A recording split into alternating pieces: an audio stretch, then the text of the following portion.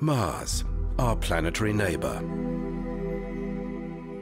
It's very cold and dry, and its weak gravity only holds a thin atmosphere. As probes started to visit the red planet, we gained a more accurate view of the surface, and scientists began to wonder. Mars had once been much warmer. It had rivers, and in its early years might have sustained life.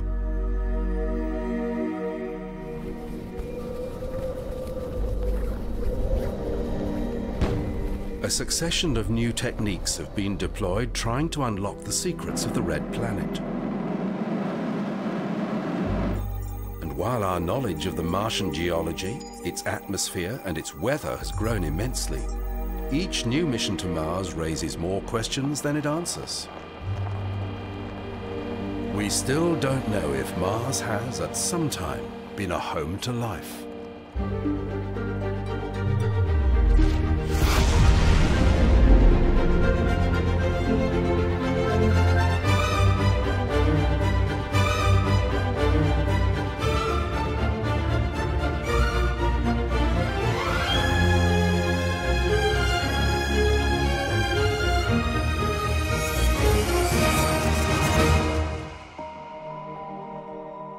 In 1877, astronomer Giovanni Schiaparelli made what he thought was the most accurate map of Mars yet drawn.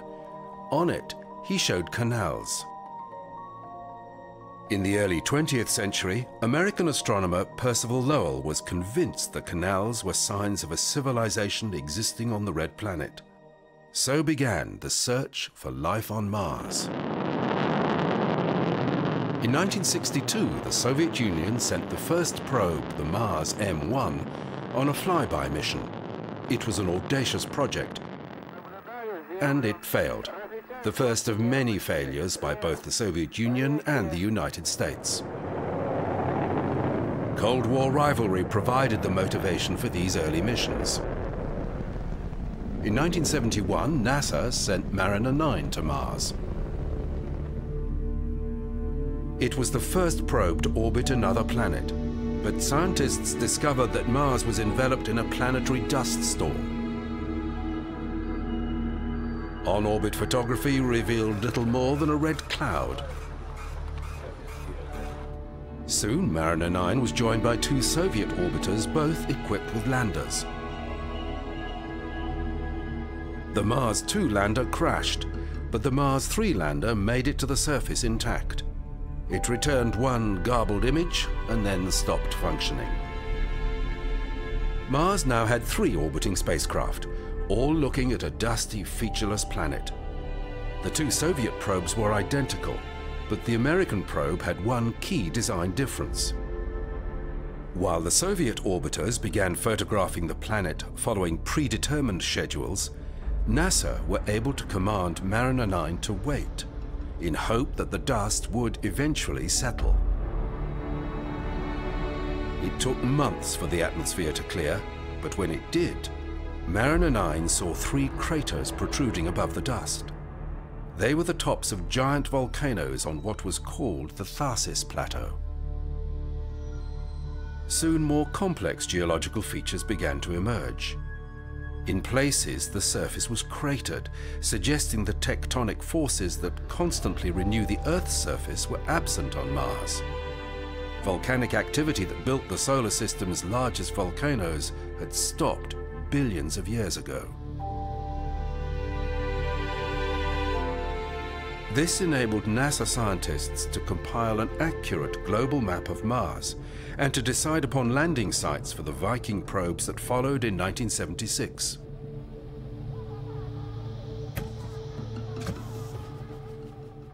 Viking 1 and 2 were identical orbiters, with landers that both made successful landings on the surface.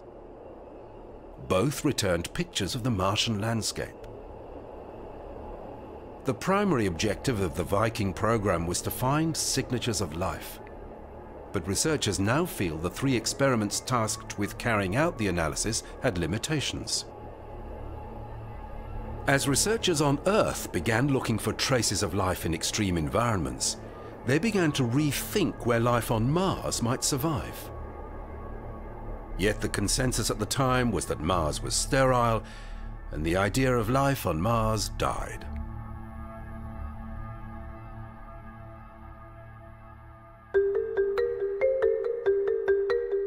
After a 20-year hiatus in Mars research, Mars Global Surveyor went into orbit in 1996.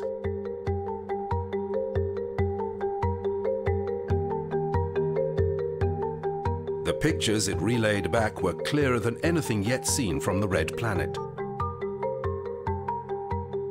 Although most Mars orbiters had been tasked with mapping the planet's surface, this was different. The high-resolution images that the Mars Global Surveyor sent back revealed rivers and even river deltas, but the occasional impact crater suggested that nothing has flowed in these systems for billions of years. In July 1997, another probe arrived. The Mars Pathfinder was one of a new breed of missions being pushed by NASA's new administrator under the guiding philosophy of faster, better, cheaper.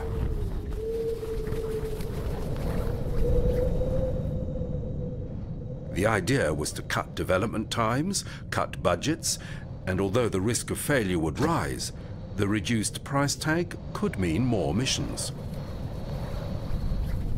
Pathfinder would land a small rover on the surface. To do this, it used radically new airbag technology. The technique drew more from automotive safety systems than from previous space missions.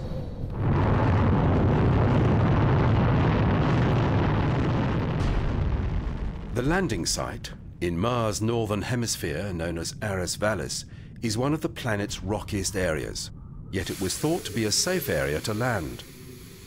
The broad array of different rock types are believed to have been deposited during an ancient flood. The new landing technique worked perfectly and served as a proof of concept that would be used on future missions.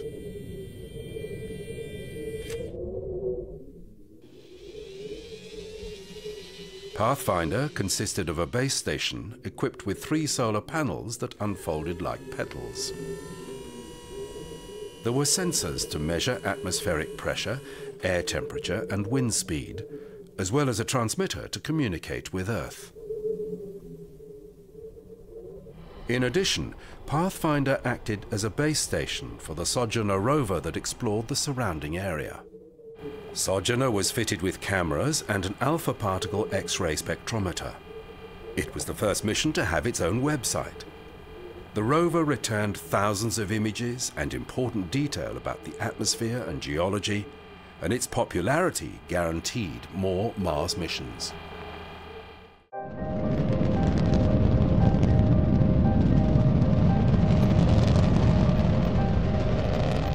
On the morning of April 7, 2001, another Mars orbiter was launched. Mars Odyssey was equipped with 3 primary instruments, and it had the ability to act as a relay satellite between future surface missions to the Red Planet and Earth. On its arrival at Mars, it used a new technique to go into orbit. After firing a relatively brief pulse of its engine, Mars Odyssey went into a highly elliptical orbit that, at its closest approach, had it skimming the planet's thin upper atmosphere. Called aerobraking, this technique allowed the craft to circularize its orbit over a period of 3 months, and it saved around 200 kilograms of fuel. The probe is still in operation today, breaking all records as the longest-serving Mars mission.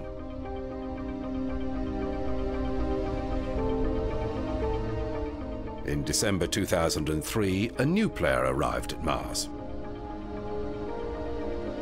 The European Space Agency, using a Russian launcher, had sent Mars Express, its first planetary explorer.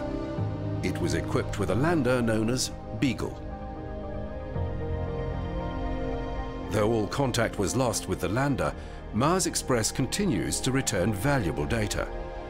The mission has been granted several extensions, the latest till 2020. Equipped with a high-resolution stereo camera, the probe returned unique 3D views of the planet's surface. The orbiter determined that the polar ice caps contain a blend of frozen CO2 and water ice. In the atmosphere, Mars Express detected first methane and then ammonia.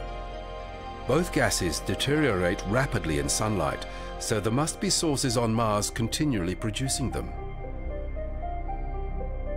Methane and ammonia can rarely be made inorganically, but they're generally associated with life. 1 month after Mars Express went into orbit, a NASA lander arrived at Mars, followed 3 weeks later by a second identical craft.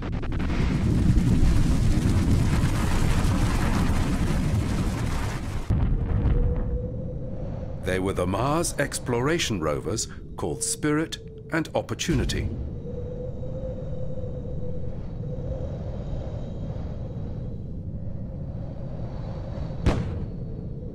Spirit, the first to land, was targeted at the Gusev crater. Opportunity would land at the Meridiani planum on the opposite side of Mars.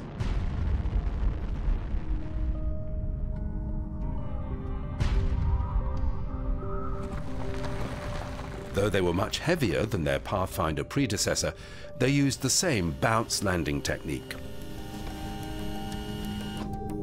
Both landings were successful and on target.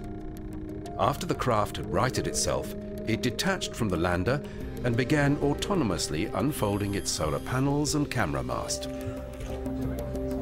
While this was happening, the team back at the Jet Propulsion Laboratory waited. Signals confirming the craft's safe arrival took 15 minutes to travel back to Earth.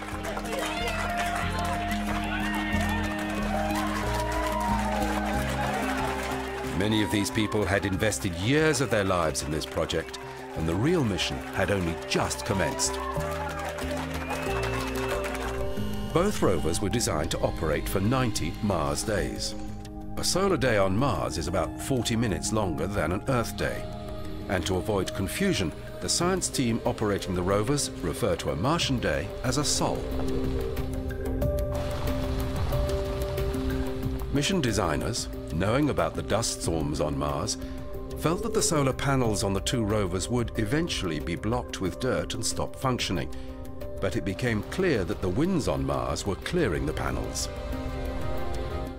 Discover the past with exclusive history documentaries and ad-free podcasts presented by world-renowned historians, all from History Hit. Watch them on your smart TV or on the go with your mobile device. Download the app now to explore everything, from the wonders of ancient Pompeii and the mystery of the princes in the tower to the life of Anne Boleyn and D-Day. Sign up via the link in the description. Soon NASA announced that Opportunity had found evidence confirming liquid water had once flowed on Mars. There were pictures from the Meridiani planum of stratified patterns in the rock suggesting sedimentation. The distribution of chlorine and bromine at the site were clues to the areas past as the shore of a salty sea. In April 2004, NASA announced it would extend the rover's missions from 3 to 8 months. It would be the first of many such mission extensions. The rovers were equipped with an abrasion tool to grind away a portion of a rock's surface for a more detailed, uncontaminated analysis of geological samples.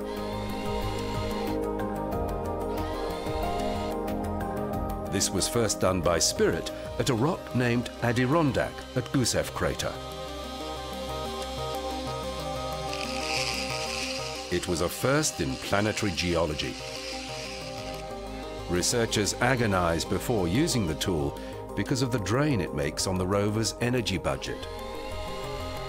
The rock was made of olivine, pyroxene, and magnetite, making it very similar to volcanic basalt on Earth. When Spirit's right front wheel stopped working, engineers used a duplicate rover to devise a reversing technique that enabled the rover to drag its frozen wheel. This left a furrow behind in the soil, which presented a new area of research for the science team. White or yellow deposits seen within the furrow were various types of salts that only form in the presence of hot water. On Earth, hot water provides an environment in which microbes can thrive. Spirit limped on for another 3 years before it became stuck in loose sand. Again, the engineers began working with a replica which they placed in an identical situation. When nothing was able to free the rover, it was declared a stationary research platform. Further attempts were made to position the rover so its solar panels could operate more effectively, but even this was not possible. The last communication from Spirit was in March 2010. Opportunity lasted until June 2018, when dust clogged its solar panels.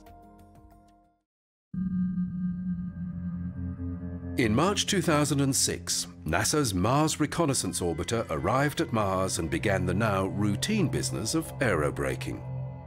Though this procedure took roughly 6 months, the saving in fuel will see the craft functioning at Mars into the 2030s. One of the primary functions of the new orbiter is as a communications relay station. Its 3-meter antenna transmitting in the ultra-high frequency band enables very high data rates. By November 2013, it had tripled the amount of data sent to Earth by all the other NASA missions combined.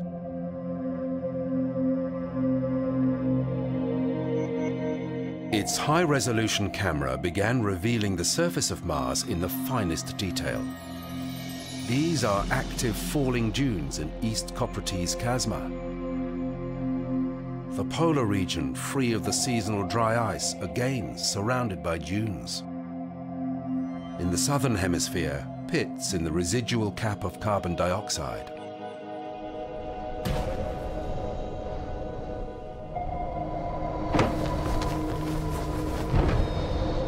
The poles of Mars were now attracting keen interest. Follow the water had become NASA's catch cry. The Phoenix lander was targeted at the northern polar region to follow up on information from Mars Odyssey suggesting frozen water lay beneath the surface near the poles. Because imaging had revealed the region to be unvarying, a rover was deemed unnecessary. The lander had been designed to use a parachute to decelerate, with rocket thrusters to deliver the craft to the surface, unlike NASA's previous 3 rovers, which had bounced. This decision proved controversial, as one strand of research suggested the rocket fuel would contaminate the very area that the lander was tasked with analyzing. The craft waited 15 minutes to allow any dust to settle before it deployed its solar panels. Phoenix had landed during the early spring in Mars's northern hemisphere, so the solar panels would receive plenty of light for the planned 90-day mission. As well as its camera mast, Phoenix was equipped with a meteorological station that recorded the daily weather. It featured a wind indicator and pressure and temperature sensors. In addition, a vertically pointed LiDAR was able to observe cirrus clouds forming in the region and snow falling in the polar atmosphere. These phenomena had not been observed before. The lander also had a robotic arm that could dig half a meter into the soil and deliver samples to the analyzer, a combination of 8 high-temperature ovens and a mass spectrometer. In one excavation, the cameras recorded a white substance which gradually disappeared. Given the temperatures and the time it lasted, it could only have been water ice that sublimated after it was exposed. The soil was slightly alkaline, and the presence of perchlorate, which kills bacteria, was not good news for those hoping for Martian life. Phoenix operated for 2 months longer than planned, before the gathering winter completely shaded its solar panels.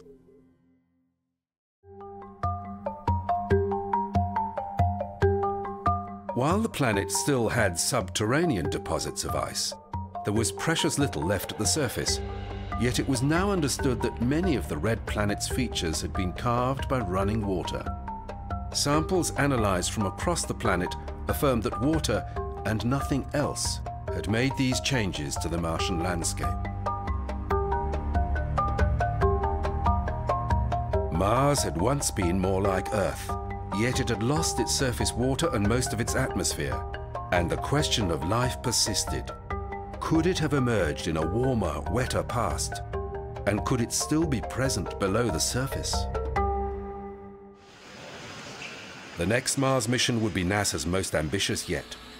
Known as Curiosity, the car-sized rover would be powered by a nuclear battery, making it immune to the dust problems experienced by Spirit and Opportunity. 7, 6. Curiosity was launched on an Atlas V from Cape Canaveral in November 2011. 1. Main engine start. 0. And liftoff. In mid-2012, it entered the Martian atmosphere heading for Gale Crater. The Jet Propulsion Laboratory monitored the entry closely, but had no control over events. In Mars's thin atmosphere, the parachute could only slow the heavy craft to around 320 kilometers per hour.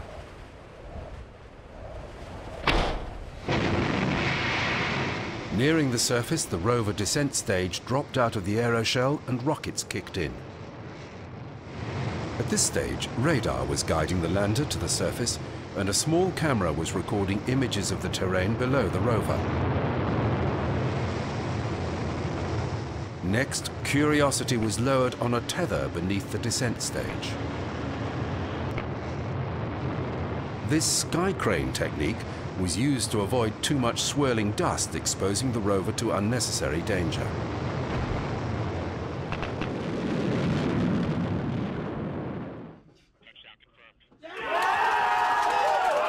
Everything had worked exactly as it was supposed to, and the American engineers were relieved. The landing had been the most precise ever. Before Curiosity could start work, its computer went through a checklist to make certain that all systems were operating correctly. It was a day before the rover deployed its camera mast and communications antennas. It's thought that Gale Crater is 3.5 billion years old, and that its sediments have been laid down first by water and then by wind. NASA now has a sophisticated mobile science laboratory on Mars, connected to Earth by the most advanced communications link, courtesy of the Mars Reconnaissance Orbiter.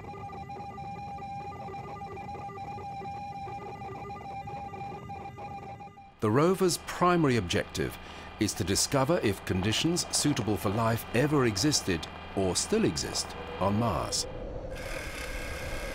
It's also gathering detailed information about the current conditions on the red planet, particularly the radiation levels that will have an impact on proposed manned missions.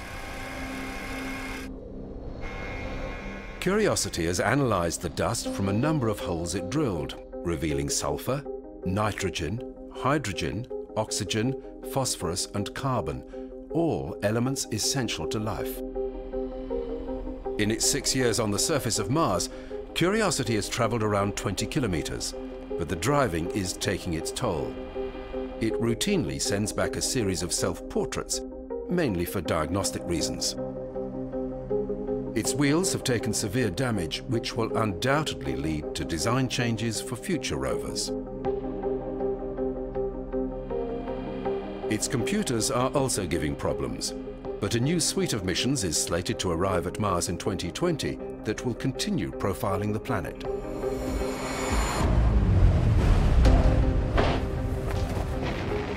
There is one aspect of the Martian environment that has never been investigated, but that's about to be addressed. The Mars InSight probe has been targeted at the flat Elysium Planitia, close to the equator, to spend 2 years investigating the planet's interior. It made a flawless landing in November 2018. After unfurling its solar array, it spent weeks selecting a suitable spot to deploy a seismometer onto the surface to monitor Marsquakes.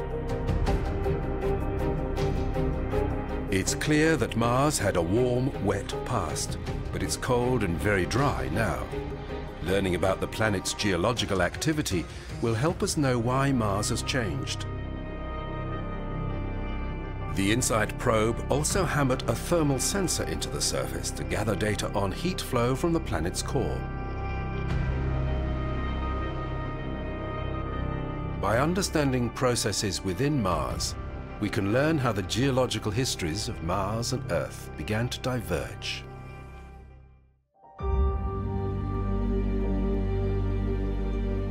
The ringed planet Saturn. More than 100 times the mass of Earth, its metallic core lies beneath 80,000 kilometers of liquid hydrogen and helium. It's called a gas giant. Saturn is orbited by at least 62 moons, each unique, some with complex and dynamic environments. Our only detailed examination of the Saturnian system ended in 2017, when the Cassini probe was intentionally crashed into the planet's dense atmosphere to guard against accidental contamination of the moons.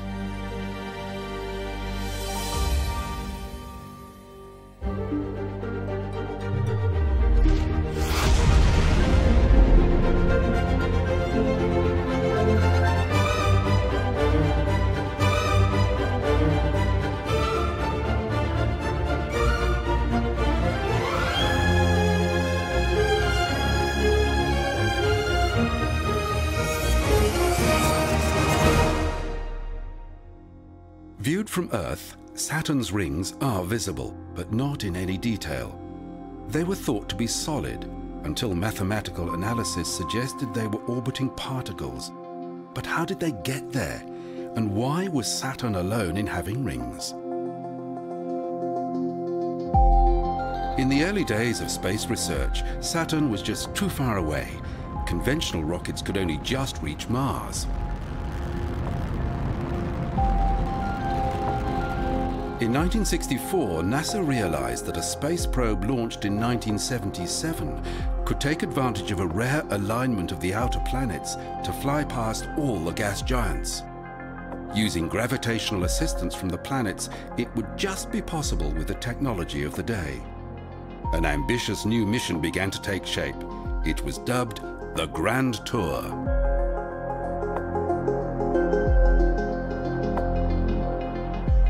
Two probes that were far in advance of anything yet attempted would be part of the Mariner series. Because no spacecraft had been sent beyond Mars, mission planners felt it would be wise to send two rudimentary advanced probes to Jupiter and Saturn to test the deep space environment. Researchers didn't know if it was even possible to cross the asteroid belt between Mars and Jupiter. In 1972, Pioneer 10 was launched towards Jupiter, and the following year, a twin, Pioneer 11, was sent to Saturn. Both craft passed by Jupiter and discovered that the electron radiation there was 10,000 times as strong as at Earth. This was a surprise to engineers at NASA, who had to modify the more sophisticated craft they were preparing for the Grand Tour.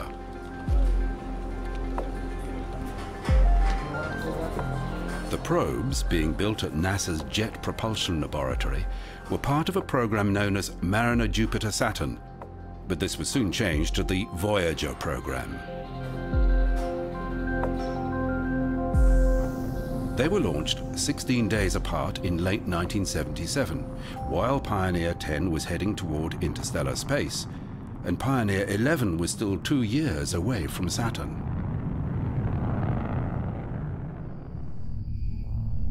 In 1979, as Pioneer 11 approached the ringed planet, it began sending back pictures far clearer than anything seen before. A new ring, the F ring, was observed for the first time.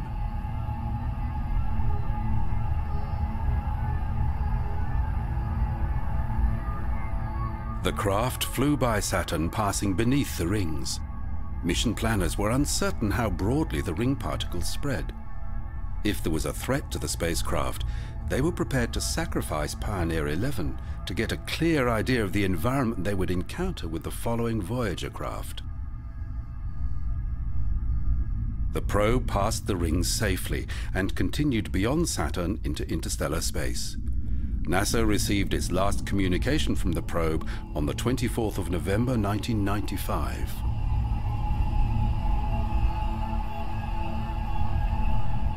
The following Voyager 1 and 2 probes were very robust, designed to survive for a very long journey and with far greater technical capacity than the Pioneers.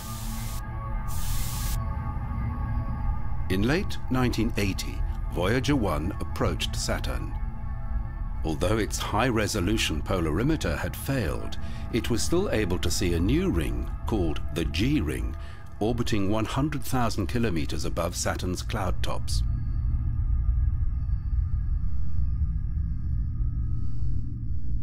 For the first time, researchers could see how the rings moved. Uneven features within the rings were called spokes. They're transient and are thought to be particles lifted by an electrostatic charge. After such a long preparation, information was now coming into JPL at such a rapid rate that the planetary scientists were overwhelmed. Saturn's moons were of great interest. Voyager 1's path had been chosen because it would take it close to Titan, the solar system's second largest moon, and the only one to hold an atmosphere. But the images were disappointing because the thick atmosphere of methane and nitrogen was impenetrable. Voyager 1 now looped up above the solar system on a trajectory that would take it to interstellar space. As it looked back at Saturn, it captured one last image from a unique angle.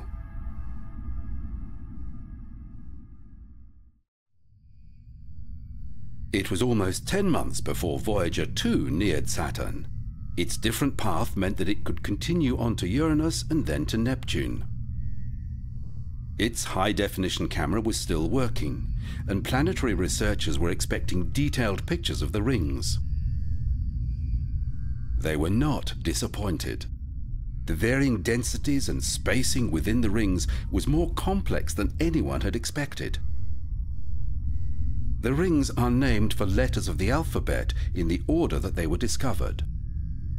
It became apparent that the rings had changed in the time since Voyager 1 had seen them. Though they stretch from 7,000 to 80,000 kilometers above Saturn's equator, their thickness is on average just 30 meters. The spacecraft also returned pictures of the moon Enceladus. Its cracked, uncratered surface was made of ice, below which is an ocean. Ultimately, Voyager 2 left Saturn. Unable to go into orbit, it sped on toward Uranus. It would be 23 years before another probe visited. And liftoff of the Cassini spacecraft on a 30-mile trek to Saturn. Launched in 1997, Cassini was a collaboration between NASA, the European Space Agency, and the Italian Space Agency. It would take more than 6 years to reach Saturn. Cassini was the biggest, most complex interplanetary spacecraft yet devised. Its 12 different instruments each had a dedicated team of research specialists on Earth to interpret the data it sent back.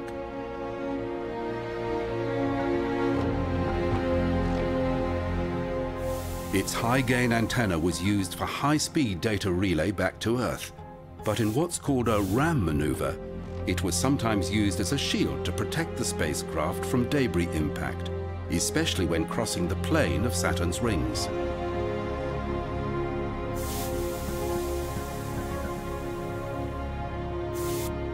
On the 1st of July 2004, it fired its engine to go into orbit around Saturn.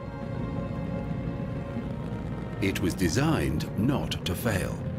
Beside its main engine was a backup in case the primary engine did fail. It had 16 monopropellant thrusters, 8 prime, and 8 more, also as backups. In mission control at the Jet Propulsion Laboratory, the engineers could not know what was going on. The time delay and Cassini's disappearance behind Saturn meant that much of the telemetry was recorded for later replay back to Earth. The engine burn lasted for 106 minutes. Cassini was the first probe to employ a solid-state recorder, unlike the earlier Voyager craft that registered data on a mechanical tape recorder. Cassini's first orbit followed a highly elliptical path that would take it out past the moon Titan. This was important for 2 reasons. Its gravity would be necessary in modifying Cassini's course, so Saturn and its other moons could be observed from different perspectives. Secondly, Titan, with its dense atmosphere, was targeted as an area of major interest for the Cassini team. The European Space Agency had built a small craft called Huygens, attached to the side of Cassini. On its second approach to Titan, the Huygens probe was released. It was equipped with a heat shield, a parachute, and enough battery power to last for several weeks. Over a 20-day period, Huygens drifted for 4 million kilometers. It would transmit data back to the orbiting Cassini, which would later relay it to Earth. 3 days after separation, Cassini made a course correction that would prevent it colliding with Titan. As Huygens reached Titan's atmosphere, Cassini was coming around for its third close approach of the moon, ready to receive signals from the lander.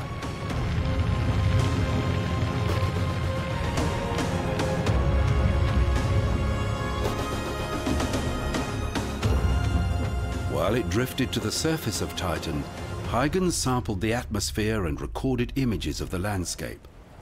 Pictures from beneath the clouds revealed low hills and channels cut by flowing liquid. There were few impact craters, and those that existed were heavily eroded.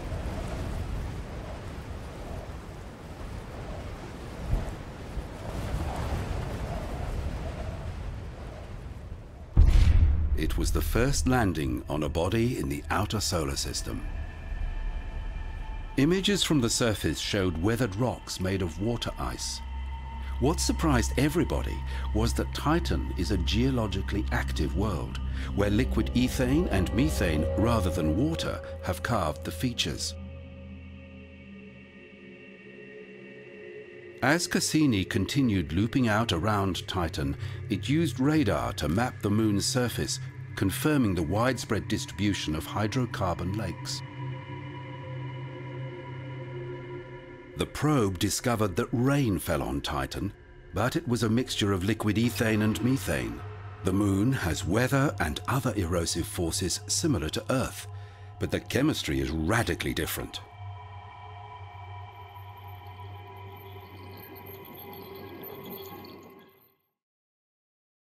The small moon Enceladus drew attention to itself as the whitest, most reflective body in the solar system. Its surface shows cratering in the north, but the south has giant cracks known as tiger stripes.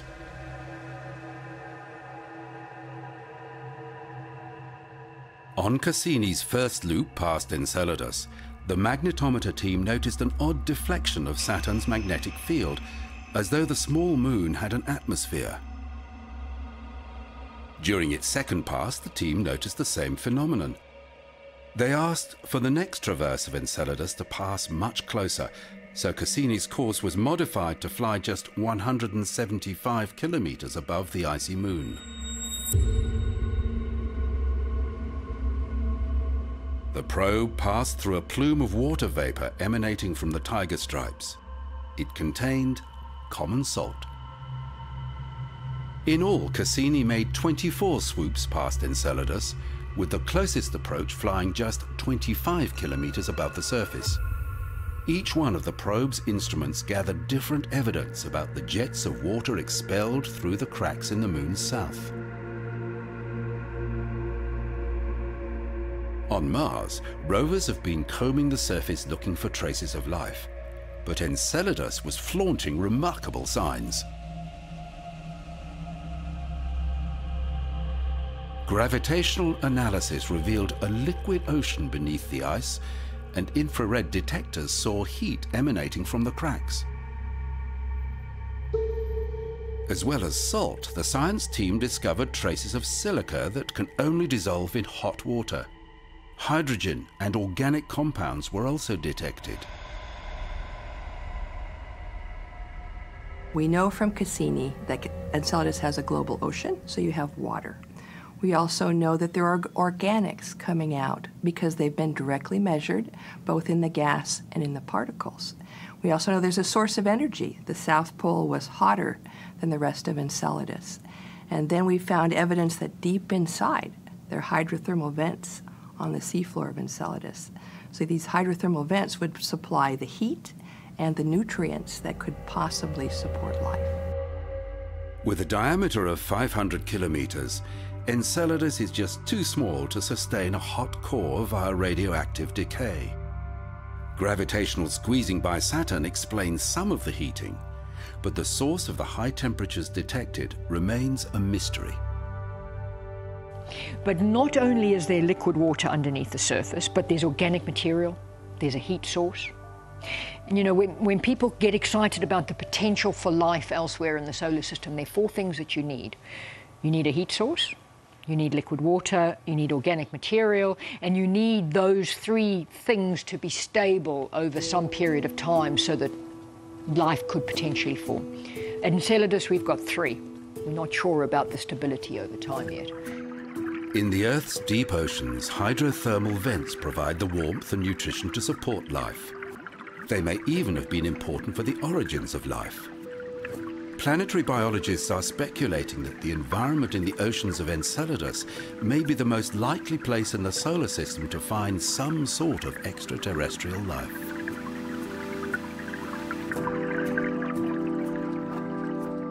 It took a while for Cassini to be in a position where backlighting from the sun allowed the imaging team to capture pictures of the plumes. Using a similar technique, the imaging team took this picture with Saturn directly between Cassini and the Sun.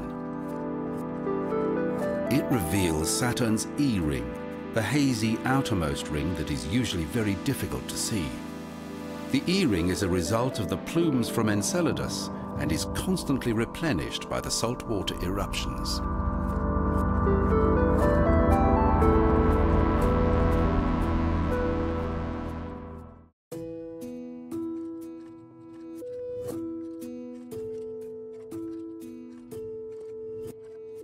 Saying that Saturn has 62 moons is misleading. Each particle within the ring system could be regarded as a moon. There are the inner large moons and the outer large moons. There are the shepherds that shape the rings. There are co-orbitals that exchange orbits. And there are even moons that orbit other moons. All are unique. During the Voyager missions, interest in the moons came as something of an afterthought, but for Cassini, close examination of the moons was planned from the beginning. Iapetus orbits Saturn beyond Titan. It was first observed in 1671 by Giovanni Cassini. He could see it as a dot of light to the west of Saturn, but could not see it when it should have been to the east. Iapetus has one bright face and one dark one.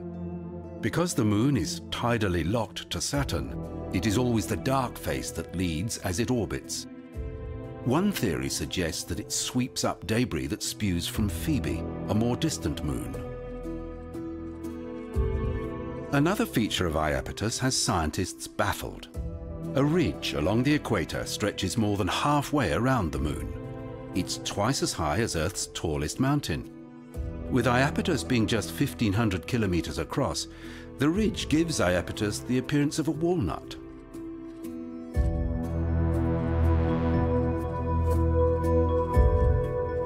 Very accurately directed bursts from Cassini's main engine allowed mission engineers to modify the probe's looping orbits so mission specialists could focus on various moons, different areas of the ring system, or different parts of Saturn itself.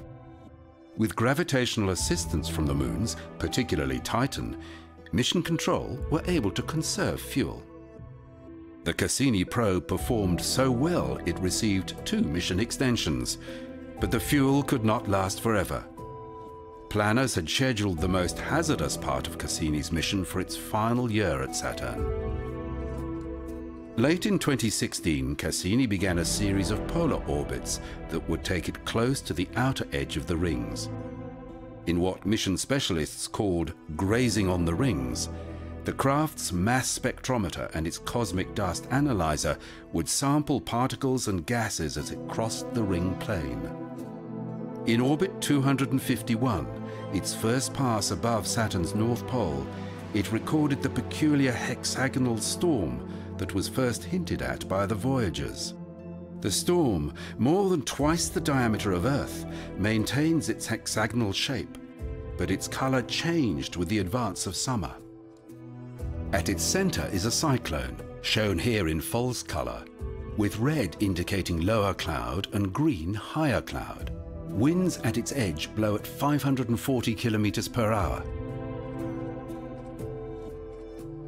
One part of Cassini's dual-technique magnetometer had stopped working early in the mission. Without it, the craft had to do roll maneuvers from time to time to calibrate the instrument. The spacecraft would make 20 ring-grazing orbits, with the work of its instruments mapped out to the second. As the Sun was almost directly behind the rings, Cassini looked for dust clouds. Something is reducing ring particles to fine powder. Cassini made a number of radio occultation observations. With the rings between the spacecraft and Earth, 3 radio signals of differing wavelengths were transmitted simultaneously, allowing the radio science team to build a profile of the ring particles. This false color image of the A ring, the outermost of the large bright rings, shows red for particles larger than 5 centimeters across. Green denotes particles smaller than 5 centimeters, with blue for particles smaller than 1 centimeter. The complex gravitational interaction between Saturn, its rings and its moons leads to gaps in very particular places. Before Cassini arrived, only 18 moons were known. That number has grown to 62. Prometheus acts as a shepherding moon, limiting the inner edge of Saturn's F ring. Along with Pandora, which orbits outside the F ring, the 2 moons keep the ring narrowly confined.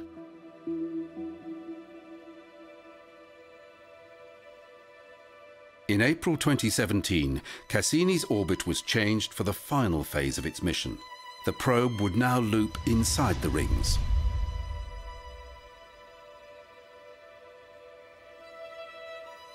Though it would ultimately mean burning up in Saturn's atmosphere, the information gathered from such close proximity to Saturn and its rings would give a fuller picture of the gas giant. It was decided that intentionally destroying Cassini was preferable to letting it drift without fuel, possibly contaminating one of the moons. Cassini's sensors began picking up a stream of ring particles raining down upon Saturn. A continuous shower of ice and dust particles are dragged toward the planet's equator by gravity, or at higher latitudes, charged ring particles spiral in along magnetic field lines. Every second, 10,000 kilograms of ring rain falls to the surface. At this rate, the rings will be completely gone in 100 million years. Researchers were surprised to discover an electric current flowing between the inner D ring and the upper atmosphere. Toward the end of Cassini's close passes of Saturn, the spacecraft began catching the upper edge of the atmosphere. All information had been retrieved from the recorders. Data now was transmitted directly back to Earth, but it relied on the spacecraft's thrusters to stop Cassini from tumbling, keeping its high-gain antenna pointed accurately. The probe's final work was sampling the atmosphere and measuring the offset of Saturn's magnetic axis. This is ACS-1. We just had transition to high-rate mode. In mission control, there was no more control. The engineers could just monitor the signals sent from Saturn 84 minutes previously. The signal from the spacecraft is gone, and within the next 45 seconds, so will be the spacecraft. It will take years to process the data gained from Cassini. As yet, there are no future missions to Saturn scheduled.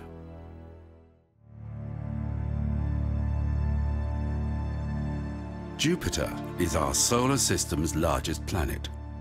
It's more than twice the mass of all the other planets combined. Its swirling atmosphere moves in bands at different latitudes, and its great red spot is thought to be a perpetual storm. Recently, images from a new probe that has flown above Jupiter's poles reveal a completely different planet.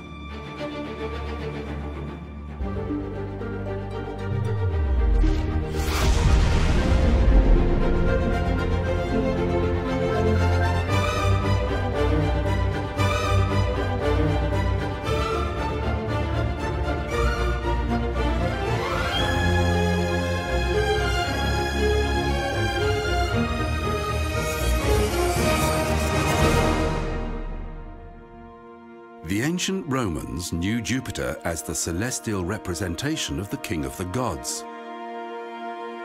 In 1610, Galileo, using his newly improved telescope, saw Jupiter's moons and could see they orbited the planet, evidence that not everything revolved around the Earth as the Church had declared. Though better telescopes improved our view of Jupiter, it was not until 1964 that Gary Flandreau, a graduate student working part-time at NASA's JPL, understood there was a way to get a clearer look at Jupiter. By plotting the positions of the outer planets, he realized that a rare alignment would enable a spacecraft, launched in 1977, to visit Jupiter, Saturn, Uranus, and Neptune. NASA jumped at the opportunity and began work on twin craft for what was then known as the Planetary Grand Tour. To limit any surprises, two basic spacecraft, known as Pioneer 10 and 11, were quickly built. They would go ahead of the Grand Tour missions to send back information about the environment.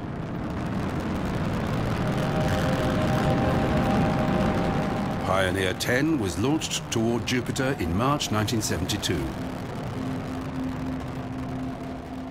It was the first spacecraft to cross the asteroid belt that lay between Mars and Jupiter, and because it was the first probe on a trajectory that would take it out of the solar system, it carried a plaque identifying its origin.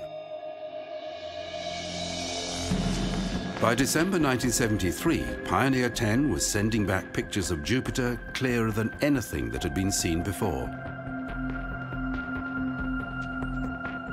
Approaching Jupiter, it encountered levels of ion radiation 10,000 times more intense than the radiation belts surrounding Earth. As the probe skimmed past the giant planet, it gained speed.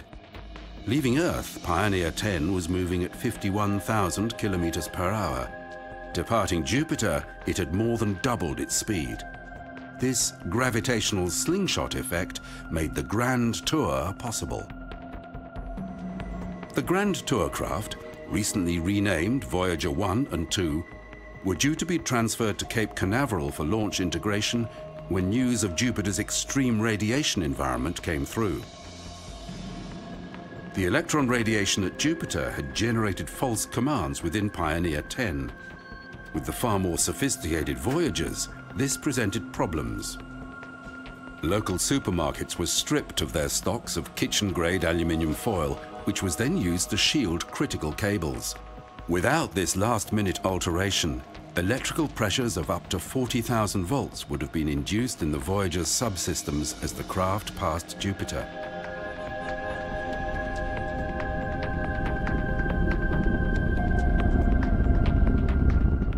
Voyager 2 was launched in August 1977. Its trajectory meant that it could visit Jupiter, Saturn, Uranus, and Neptune.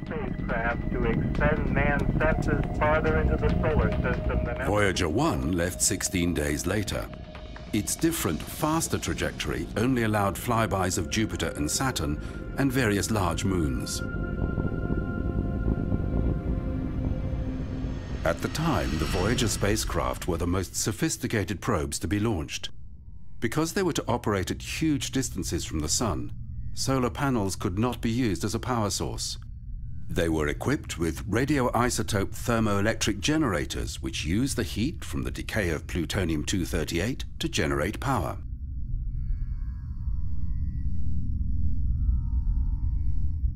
As Voyager 1 approached Jupiter in January 1979, it began sending image sequences that showed a complex and dynamic planet. The planet's giant red spot was revealed as a vast rotating storm. In 1665, Giovanni Cassini described a permanent spot on Jupiter which was regularly observed into the 1700s. It was not until the late 1800s that Jupiter's spot was described as red, and it's uncertain whether the historic observations of Jupiter's spot refer to the same feature or a phenomenon that regularly manifests in Jupiter's atmosphere.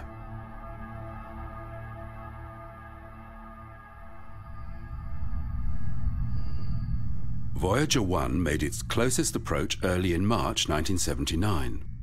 As the probe neared Jupiter, the activity at NASA's Jet Propulsion Laboratory became intense.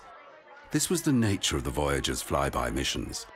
There were long, quiet cruise phases between the planets, followed by brief periods when the flow of information from the craft overwhelmed researchers. One of the biggest contributions made by the Voyagers was the transformation in our understanding of the Galilean moons. Previously just dots of light, Jupiter's 4 largest moons were each distinct and completely different. The first surprise was the inner moon Io. It's a sulphurous yellow in appearance, and one particular long-duration exposure revealed an odd plume. Rather than being a cold, dead world, the gravitational squeezing Io receives from its giant neighbor heats the moon's interior. The plume was a volcanic eruption, ejecting material hundreds of kilometers above the surface. In July 1979, 3 months after Voyager 1 had moved beyond Jupiter, Voyager 2 made its closest approach. It was able to examine different moons more closely than its twin. Europa was the next surprise. It is highly reflective and has the smoothest surface of any body in the solar system. Further observation revealed pressure ridges reminiscent of polar ice flows on Earth. Europa is a frozen world, with a vast ocean beneath a thick crust of ice. Like Io, it is heated from within by tidal flexing. As Voyager 2 continued toward Saturn, planetary researchers were left with large amounts of raw data about Jupiter still to be processed. The Voyager missions left us with a basic view of the Jovian system, but they had raised more questions than they were able to answer. It would be more than 10 years before Jupiter received another visitor from Earth. Ignition and liftoff of Discovery and the Ulysses spacecraft bound for the polar regions of the Sun. In October 1990, the Space Shuttle Discovery lifted the European Ulysses spacecraft to low Earth orbit. From there, it was boosted on a mission to observe the Sun, but first, it would pass Jupiter. All the planets orbit the Sun in the same direction, in roughly the same plane. This is called the ecliptic, and it developed from the spinning disk of dust and gas that formed our solar system. The designers of the Ulysses spacecraft wanted to see the Sun from an orbit above its poles. Jupiter's extreme gravitation was used to bend the probe's flight path out of the ecliptic so it could make north-south orbits of the Sun. Ulysses was not the only probe to take advantage of Jupiter's gravity. Both the Cassini probe to Saturn, launched in 1997, and the New Horizons probe to Pluto, launched in 2006, were able to reduce their flight times by years with Jupiter flybys.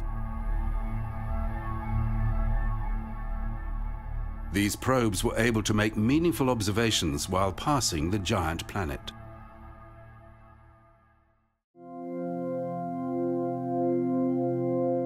In the clean rooms of the Jet Propulsion Laboratory, a new probe was taking shape. Galileo would be the first spacecraft to go into orbit around Jupiter. Its 4.8-meter antenna was folded like an umbrella, only to be deployed when safely on the way to Jupiter. Originally scheduled to launch in 1986, it sat in storage for years after the Space Shuttle Challenger exploded. 10, 9... It launched aboard Space Shuttle Atlantis in October 1989.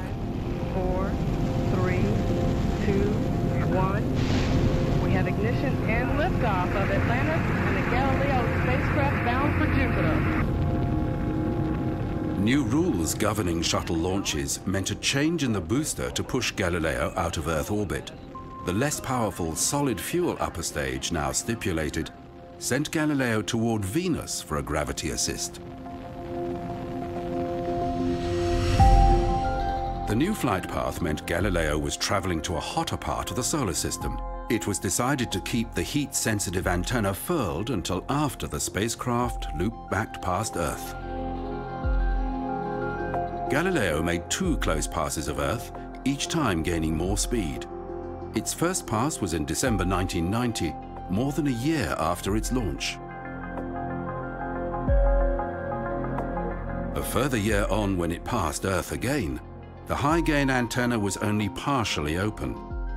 After months of trying different techniques to deploy the antenna, mission engineers concluded that long periods in storage had caused lubricant at the tips of the antenna's ribs to dissipate. Researchers would rely on Galileo's smaller antenna, with data delivered at slower rates. During the cruise to Jupiter, Galileo encountered several asteroids. This is Ida, the first asteroid we've learnt of with its own moon, Dactyl. In July 1995, while it was still 6 months away from its closest encounter with Jupiter, Galileo ejected a small probe designed to enter the atmosphere and sample its chemical composition. The probe lasted for an hour in Jupiter's atmosphere. The data was relayed to Galileo and recorded for subsequent transmission back to Earth. Its analysis revealed hardly any water vapor, which was unexpected, and other elements, particularly helium, were detected at far lower levels than predicted. The probe experienced areas of extreme heat and cold, suggesting heat is being released from the planet's interior. Slightly more than an hour after transmission from the probe ceased, Galileo began its orbit insertion burn. Its engine had to operate for 49 minutes to put it into a highly elliptical equatorial orbit. But this orbit would be altered with another burn at its high point. Mission designers were acutely aware of the high radiation environment, and the second burn would lift Galileo above the extreme radiation at its closest approach. Galileo's initial orbit eventually delivered a close approach to Ganymede, Jupiter's largest moon. During this orbit, engineers were trying to understand damage to the spacecraft's vital tape recorder. Without its high-gain antenna, the recorder was essential for slow replay of data recorded during the brief, close encounters. It had been stuck in rewind for 15 hours, and tape had been degraded. Light-emitting diodes, key elements in the recorder's control system, had acquired radiation defects. The second orbit also passed Ganymede. Galileo discovered it's the only moon in the solar system with a significant magnetic field. It also has an ocean sandwiched between two layers of ice. Galileo's orbits would be slightly varied so that it could make close approaches to different Jovian moons. But the equatorial orbits needed to reach the moons also took the craft through hotspots in Jupiter's radiation belts.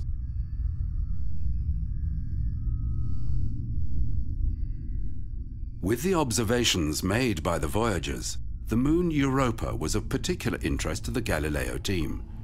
Data from several instruments agreed that a salty ocean exists beneath Europa's surface ice. Later examination of the Galileo datasets revealed plasma wave and magnetic field information, showing that plumes of water vapor were erupting from cracks in the surface.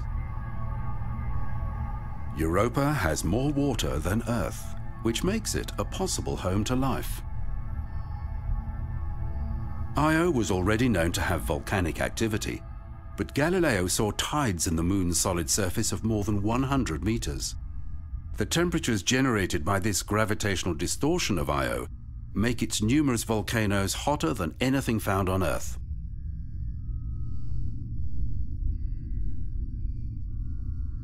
During its 8 years at Jupiter, Galileo completed 35 orbits, filling out our limited picture of the Jovian system. This was never an easy mission. Galileo was a robust spacecraft, but the radiation environment stressed all the subsystems, and engineers were constantly having to find workarounds for the frequent breakdowns Galileo suffered.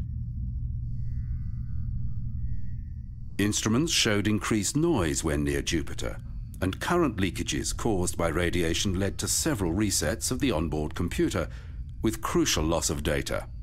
Software changes enabled the computer to recognize these resets and to recover by itself. Information learned would lead to changes in the way the next Jupiter spacecraft was designed. 5, 4, 3, 2, 1. Ignition and liftoff of the Atlas V with Juno on a trek to Jupiter. In August 2011, Juno began a journey to Jupiter that would last almost 5 years. Its mission parameters would be very different to Galileo's. It would ignore the moons and focus exclusively on Jupiter. Chamber pressures have plateaued. Spacecraft design saw crucial electronics shielded within a thick titanium vault, and rather than a plutonium power source, Juno would rely on solar panels. The sun's intensity at Jupiter is roughly 5% of what it is at Earth, so the panels are huge. A shortage in stocks of plutonium-238 led to the change in power sources. Juno followed a looping orbit that took it beyond Mars before swooping back to Earth for a gravitational boost that added 14,000 kilometers per hour to its velocity, sending it on to Jupiter. Juno approached Jupiter on a path that took it above the planet's north pole. It was destined for a north-south orbit. This would see it pass beneath the severest sections of the planet's radiation belts that extend out from Jupiter's equator. 4 days before its closest approach, Mission Control sent a command that initiated the craft's autopilot. On July the 4th, 2016, Juno began an engine burn that would insert it into a 53-day orbit. 48 minutes later, Mission Control at JPL received tones verifying that Juno had started its deceleration maneuver. It was a tense 35-minute wait from the system's engineers before confirmation came through that Juno had performed exactly as intended.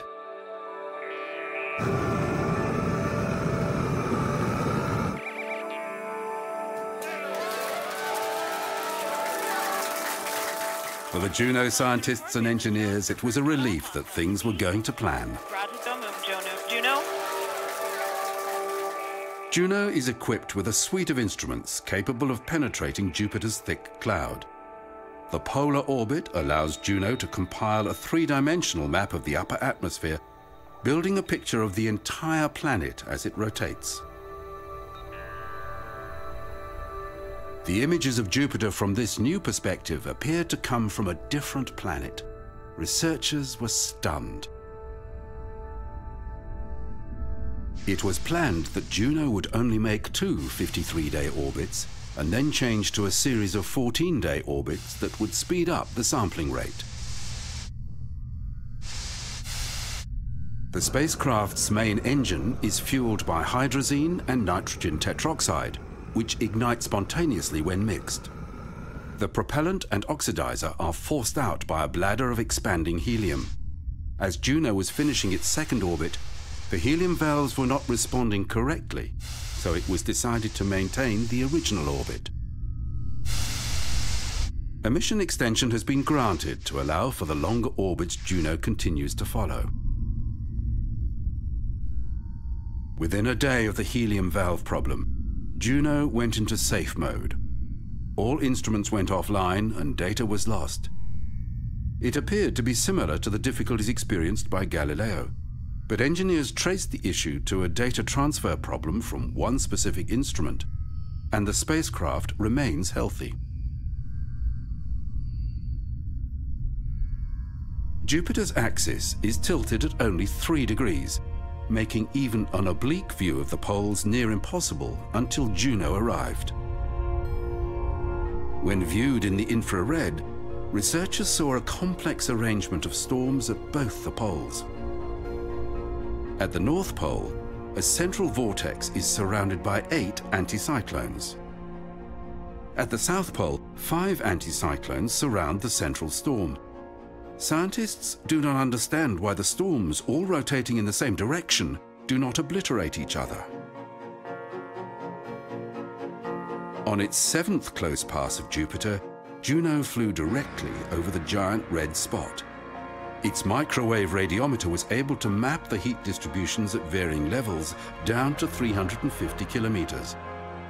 The red spot is a giant storm, and Juno was able to see much higher temperatures at the deepest levels they could penetrate. With no geographic features, as on Earth, there is nothing on Jupiter against which storms can dissipate. The Great Red Spot remains firmly 22 degrees below the equator, yet it appears to have drifted around the planet at least 10 times since reliable observations began. Jupiter's magnetosphere is huge. It traps charged particles in bands stretching out to vast distances. This gives sensitive electronics on orbiting spacecraft like Juno big problems. It was assumed that Jupiter's magnetosphere was generated, like Earth's, by dynamo action, the convective movement of an electrically conductive fluid deep within. So far, results from Juno suggest that this is not the case. The lumpy nature of Jupiter's magnetic field points to an atmospheric source. The giant auroras at the poles also seem to come from a different mechanism than here on Earth.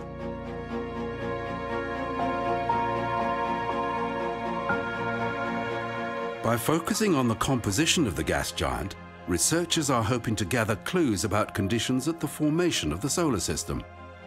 While the Earth has been continuously changed by tectonic forces, it is thought that Jupiter remains very similar in composition to the cloud of gas and dust from which the solar system was formed.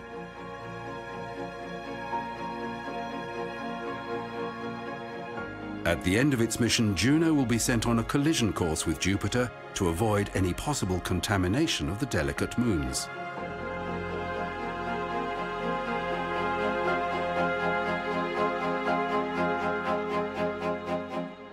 The next mission to the Jovian system will focus on Europa, as the most likely place after Earth to harbour some form of life. Known as Europa Clipper, it's scheduled to launch in 2022. Like Juno, it will be solar-powered, and its elliptical orbit of Jupiter will see it fly over Europa every 2 weeks. Early concepts for the mission called for the inclusion of a lander, but this idea was soon rejected as premature because more needs to be learned about the surface of the icy moon.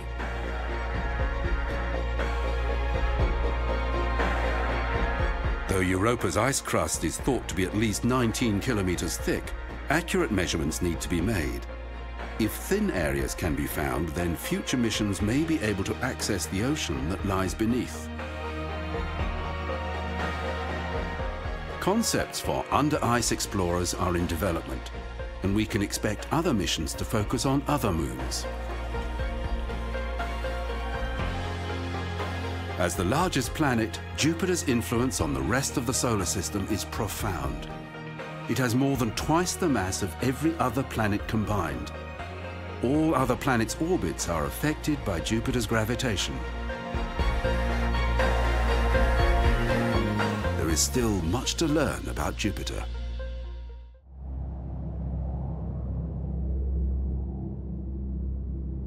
Some of our solar system's planets have been visited by scientific probes less frequently than others.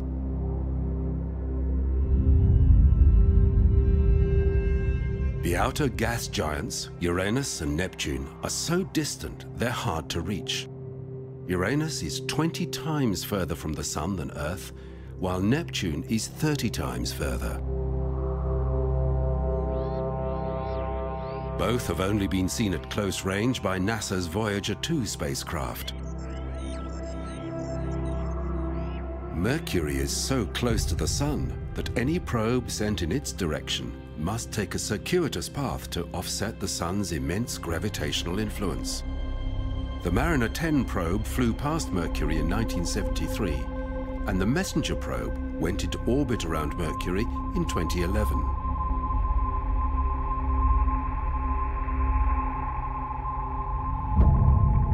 Venus presents different problems.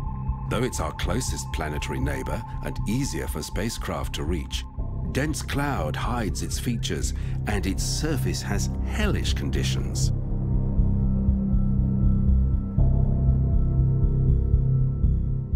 The Russian Venera craft have landed, but in the hostile environment, they could only survive for minutes.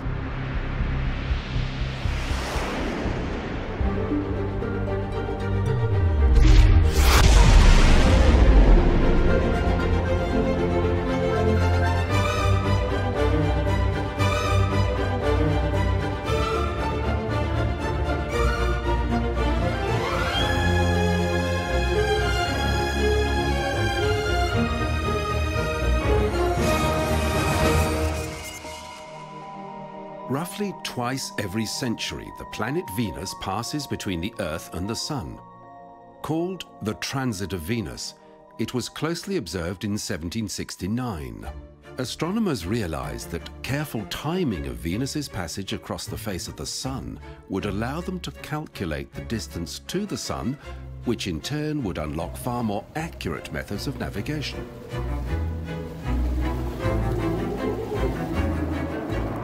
In 1961, the Soviet Union launched Venera 1, the first Venus probe. It passed Venus as intended, but Mission Control had lost contact with it.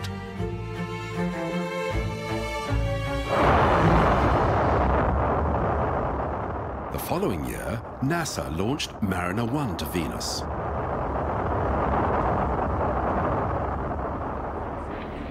We're not on trajectory. A coding error led to control problems with the launcher. Destruct command. It was destroyed minutes after liftoff. Therefore, battery blew up. Because convenient launch opportunities only occur in 18-month cycles, NASA had a second probe ready to launch. Mariner 2 was essentially a Ranger spacecraft designed to go to the moon. These were the early days of the space race, and the United States was desperate to catch up with the Soviet Union. Lead times were short, and the Jet Propulsion Laboratory did not have time to complete its original design.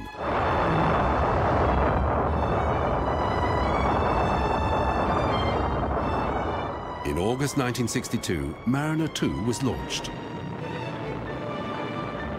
The Ranger spacecraft launched toward the moon had all failed. Mariner 2, on its way to Venus, was functioning, but its transmissions were weak, and due to a launch anomaly, it was off course. After a week, instructions for a complex course correction were transmitted to the spacecraft. About an hour later, Mariner executed the maneuver, which involved a roll turn, followed by a pitch turn, and finally a main engine burn.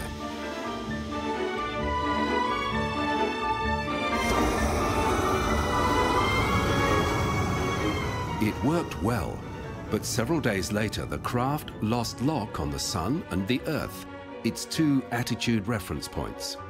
It corrected itself before ground control could diagnose the problem. Next, the signal strength increased to its normal level, but a short in a solar panel left it low on power.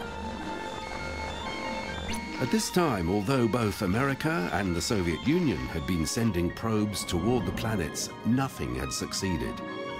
Mariner 2 lost several telemetry sensors and it began to overheat. It continued limping toward Venus, but some of the spacecraft's problems were solving themselves. Mariner 2 was now close enough to the Sun that it could function effectively on just one solar panel. It passed slightly less than 35,000 kilometers above Venus's cloud tops. It could detect no planetary magnetic field, and it recorded temperatures across the planet approaching 500 degrees Kelvin.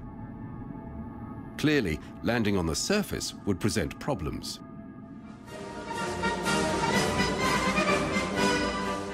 But America wanted to focus on their first real success in space, finally doing something that the Soviets had not.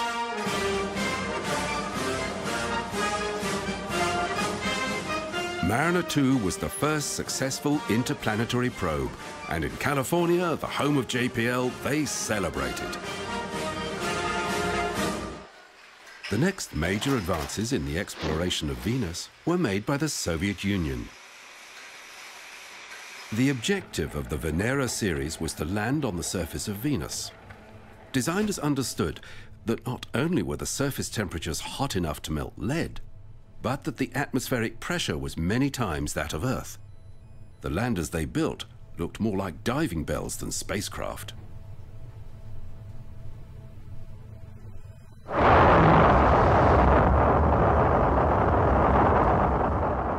In June 1967, Venera 4 was launched.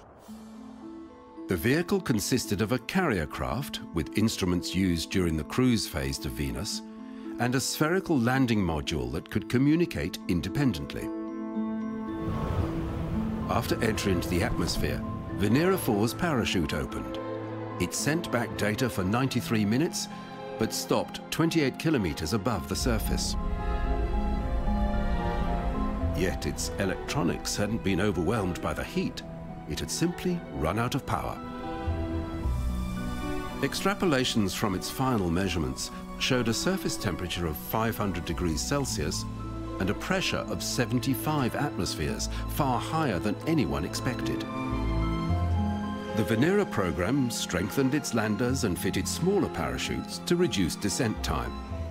Launched in January 1969, Venera 5 and 6 learned more about the chemical makeup of the atmosphere, but neither remained functioning at the surface. The Venera series continued, refining the technology and making incremental improvements to mission duration, adding to the knowledge about Venus.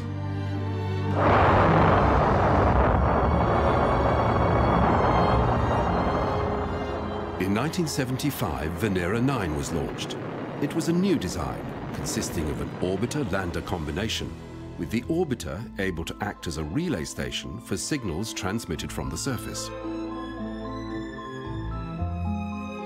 4 months after launch, the orbiter and the lander, encased in a spherical shell, separated. It entered the atmosphere 2 days later, while the mothercraft became the first probe to go into orbit around Venus, photographing parts of the surface in ultraviolet. The new lander had a ring shield that could replace a parachute during the latter stages of the descent through the dense atmosphere.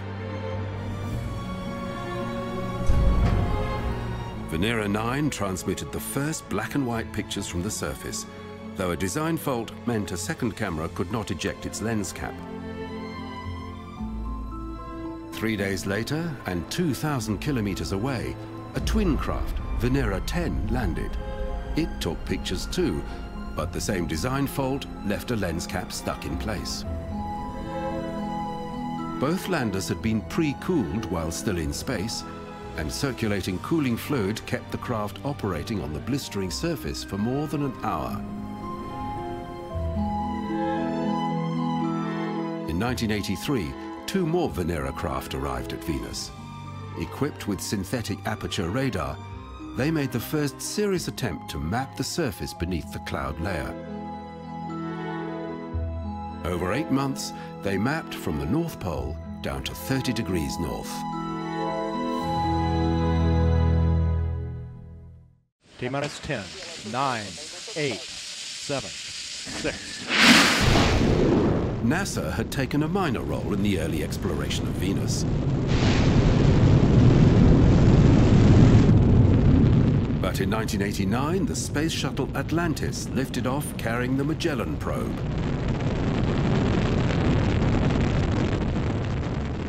Magellan was bound for Venus. Like the Venera craft before it, Magellan would use radar to map the surface of the planet. It was the first interplanetary spacecraft launched from the space shuttle. Following a cruise of 15 months, Magellan arrived at Venus and entered an elliptical orbit. To keep costs down, the probe had been built from an agglomeration of spare parts left over from previous NASA missions. After some software problems, it began mapping. The images it relayed remain the highest resolution pictures we have of the surface of Venus.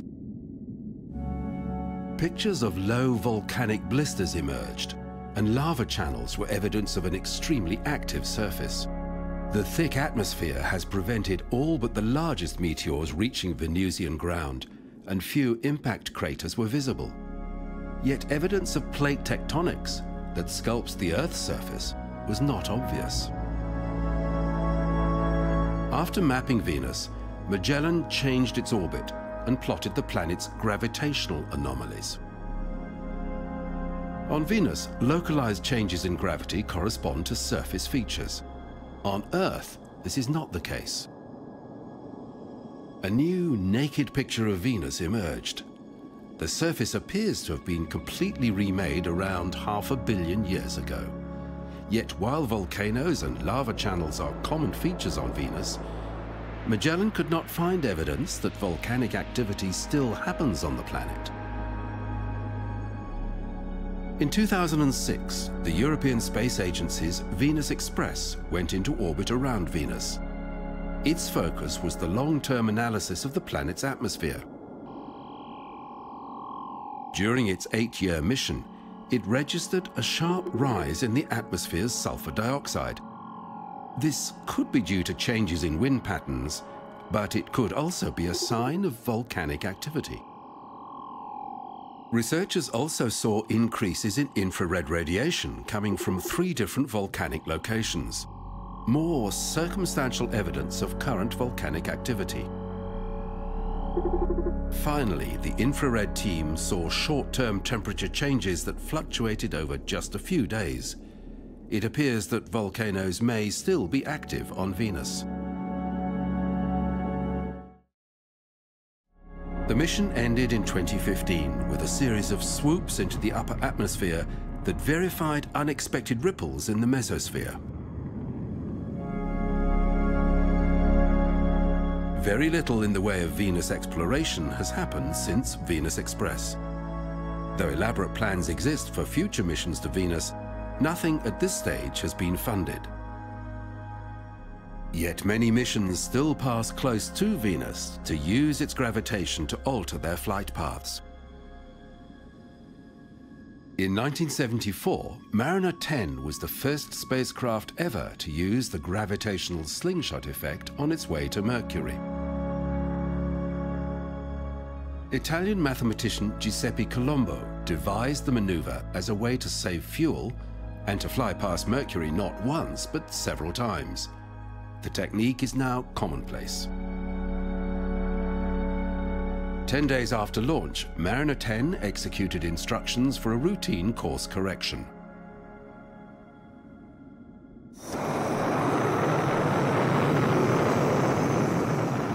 This appeared to go well, but after the burn, when the craft attempted to reorient itself, there was a problem. Mariner 10 knew where it was pointing because its tracking sensor could lock onto the star Canopus, but a flake of paint that had come from the spacecraft was confusing the system. An automated backup procedure found Canopus again, but flaking paint was an issue for the rest of the mission. To reach Mercury, a spacecraft must approach the Sun, and its immense gravity presents a problem. Voyages to outer planets are constantly slowed by solar gravity, but with the inner planets, a spacecraft constantly accelerates. Mariner 10 used Venus's gravity to reduce its speed, and it approached Mercury at an acute angle. Mariner 10 did not have enough fuel to go into orbit around Mercury, but its sun-centered path allowed the probe to make 3 close passes. Its first pass revealed a moon-like planet with a heavily cratered surface. Though Mercury is the smallest planet, it's the most dense. It has a large, iron-rich core. Prominent escarpments were seen. Here, Discovery Scarp cuts through 2 craters. It falls 3 kilometers. It's thought that these cliffs are the result of cooling and shrinking of the core. Mariner 10 continued to suffer technical problems. Its tape recorder kept sticking. There were restrictions in the rates of data transmission, and limited attitude control meant flight engineers were using solar pressure on the high-gain antenna and solar panels to compensate. Yet the mission continued. Mariner 10 could only map about 45% of Mercury's surface, as the same hemisphere faced the Sun during each of its passes. Mariner 10 discovered a very thin atmosphere, primarily of helium. Several months after its third and final pass of Mercury, it ran out of fuel. It still orbits the Sun. Main engine start, 2, 1, and 0. It was more than 30 years before the next mission to Mercury. In 2004, Messenger was launched. It was designed to go into orbit around Mercury, which presented a number of design constraints. It featured a large woven ceramic sun shield, but it did not have a dish antenna. It would rely on a phased array that could be electronically pointed. After a year in space, Messenger was back at Earth, using its gravitation to modify its orbit. Even though it was not a large spacecraft, it had a powerful engine for course corrections and orbit insertion. It continued on to pass Venus twice to lose speed as it drew closer to the Sun. 3.5 years after launch, Messenger approached Mercury, but this was not the end of its journey. The probe made 2 more passes of Mercury, before finally going into orbit after almost 7 years in space. Mission engineers had the extra problem of always requiring the probe's sun shield to be pointed toward the sun. Because it was in orbit, Messenger was able to complete the mapping started by Mariner 10. The planet's dominant feature is the Caloris Basin. It's an ancient crater more than 1,500 kilometers across. Mariner 10 saw some of the area, but the rest had been in darkness. This map of the southern polar region uses color to represent illumination. Because Mercury's axis is not tilted, sunlight cannot penetrate deep craters near the poles. It was in these areas that Messenger discovered substantial amounts of water ice. Messenger received several mission extensions, but in 2015 it crashed into Mercury after running out of fuel. A new mission is already on its way to Mercury, Bepi Colombo, named after the designer of Mariner 10's trajectory. It's a joint effort between JAXA, the Japanese Space Agency, and the European Space Agency. It will take 7 years to reach Mercury. The Voyager 2 spacecraft is the only probe to have made close approaches to the two outer ice giants, Uranus and Neptune. Launched in 1977 with its twin Voyager 1, it was able to take advantage of a rare alignment of the 4 outer planets, enabling it to make close observations of each one. In 1986, Voyager approached Uranus. In the distant past, it must have been hit by another massive body that knocked its axis sideways. Uranus has an east and a west pole, and for half its orbit, one side sees continual sun, while the other remains in darkness. It has rings which follow its north-south equator. Voyager 2 discovered 11 new moons and a misaligned magnetic field. Images that the Voyager captured showed Uranus as a bland, featureless planet. But this was because of its particular season. With images from the Hubble Space Telescope, we now know that at certain times clouds and planetary weather appear in the atmosphere.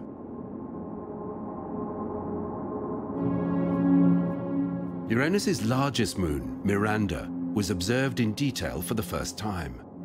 So chaotic is its surface that researchers thought that it must have been blown apart by some cosmic impact, with the fragments reforming. Now it's thought that tectonic forces, initiated by the gravitation of Uranus, are responsible for the moon's jumbled appearance. As Voyager 2 left Uranus, backlighting from the sun revealed 2 new rings encircling the planet.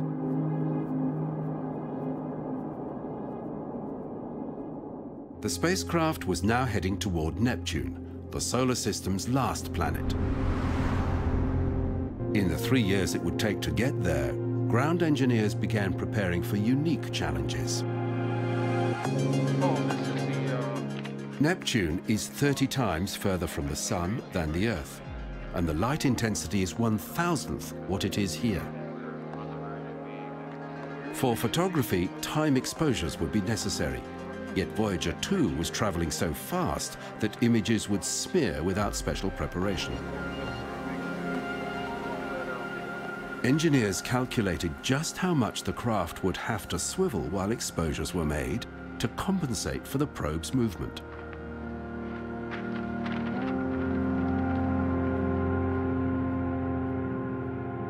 In June 1989, Voyager 2 began returning distant images of Neptune.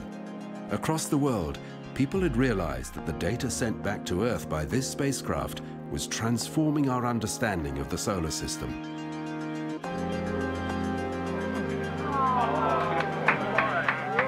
This was before the internet age. Researchers at the Jet Propulsion Laboratory clustered around TV sets to watch as data and images came in line by line.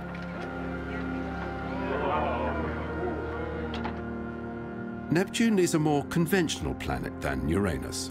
Its axial tilt is 30 degrees, and it revolves in the same direction as Earth. While Neptune is slightly heavier than its fellow ice giant Uranus, it has a slightly smaller diameter. And, though it is further from the Sun than its neighbour, Neptune emits more heat than Uranus. The planet has an internal heat source that drives more dynamic weather patterns. Voyager 2 measured wind speeds at Neptune in excess of 2,000 kilometers per hour, the fastest in the solar system. There were cirrus clouds in the atmosphere, and the probe recorded pictures of a great dark spot, similar to Jupiter's Great Red Spot. It was an anticyclone in the southern hemisphere as large as the Earth. In 1994, when Hubble tried to find the same feature, it had disappeared, but a new dark spot was forming in the northern hemisphere. Voyager 2's last observations within the solar system were of Neptune's largest moon, Triton. Unlike all other moons in the solar system, Triton has a retrograde orbit, indicating that it was not formed at the same time as the planet, but that it had been captured. As Voyager 2 moved beyond the planets, its cameras were switched off to save power. Both Voyagers continue away from the solar system, measuring the influence of the solar wind. This remains the only mission to the ice giants. On January the 19th, 2006, an Atlas V was launched.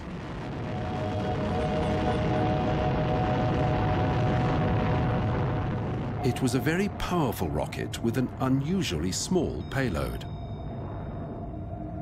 New Horizons left Earth orbit faster than any other probe. It was headed for the Kuiper belt at the outer edge of the solar system, in particular Pluto.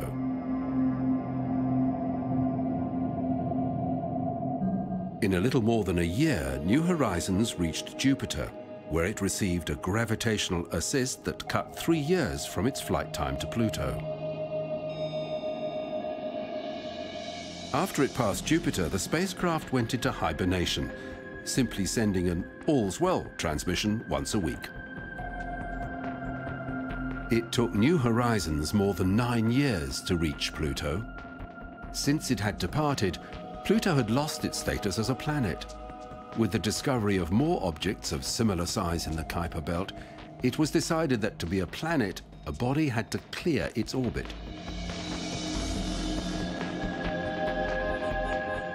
Pluto's features surprised everyone.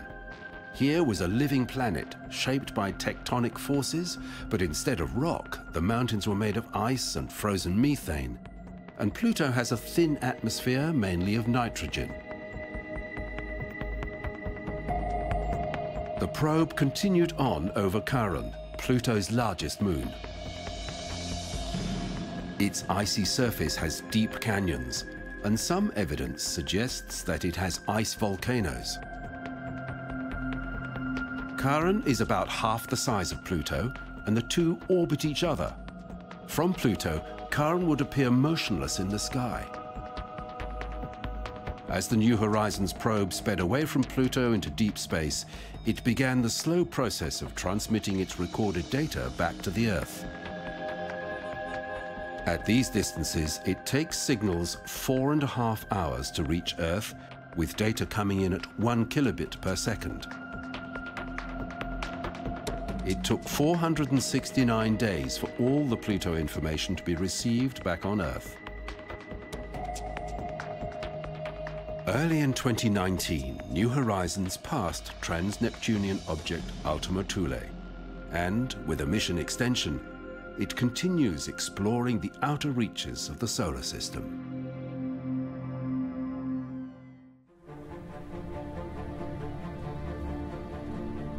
The Earth is our home. Our natural environment results from complex relations between the sun, the oceans, and the atmosphere.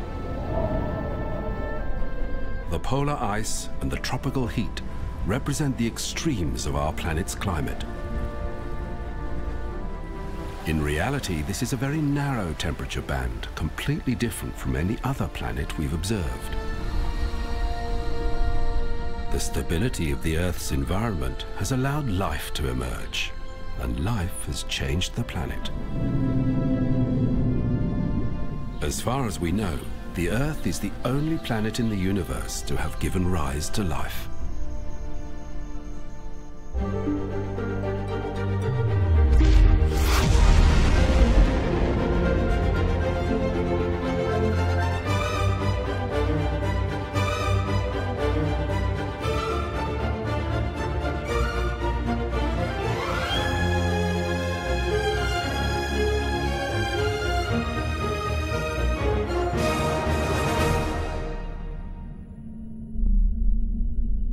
The Orion Nebula is a vast cloud of gas and dust in the Orion constellation. It's a place where new stars are being created. As part of the nebula condenses, it separates into clumps. As each clump contracts under its own gravitation, it begins to swirl, flattening into a disk. They're called protoplanetary disks, or proplyds. In the center of a proplyd, as the molecules are squeezed together, a fusion reaction begins and a star ignites. Some proplyds, occurring close to an established star, shine brightly under the influence of their neighbor. While this makes them easier to observe, the glowing gas and dust is being stripped away by the stellar winds from the adjacent star. Dark proplyds, only observable as silhouettes, maintain their surrounding ring of gas and dust. As the system matures, this stellar debris will form a planetary system. The Hubble Space Telescope has recorded numerous examples of this process, enough for astronomers to understand that the formation of planets is commonplace.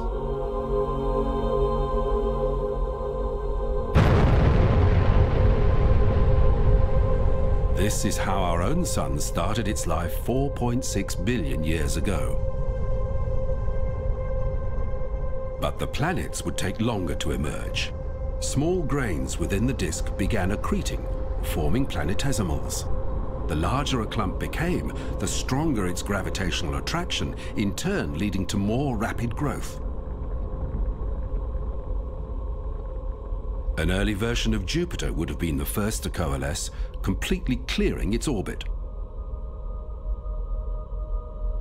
Around a core of heavy metal and rock, Jupiter's atmosphere, mainly of hydrogen, was compressed by its strong gravitation. Any solid surface lay beneath thousands of kilometers of liquid gas. Our observations of exoplanets have revealed Jupiter-sized gas giants orbiting close to their stars. Astronomers believe the young Jupiter would have begun a track toward the Sun, dragging asteroids and comets in with it.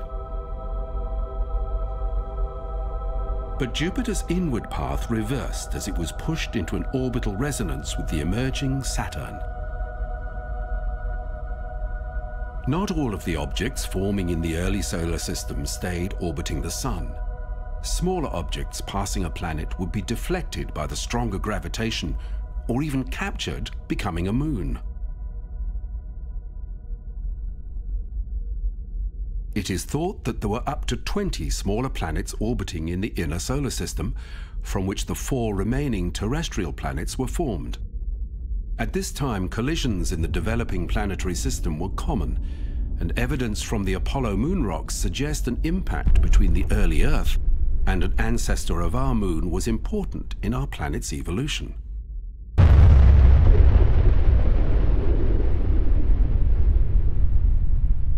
The Earth has a larger than expected iron core, and gravitational analysis of the moon suggests its core is lighter than expected. A collision between the bodies would explain the moon's loss of much of its heavy material to the more massive Earth.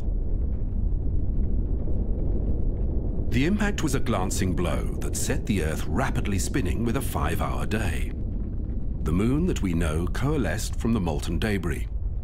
Although our moon is not the largest in the solar system, it is closer in mass to its parent planet than any other moon.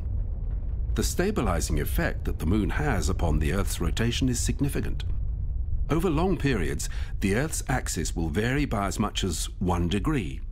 Without the Moon's influence, this variation could be as much as 85 degrees, with drastic implications for the climate stability.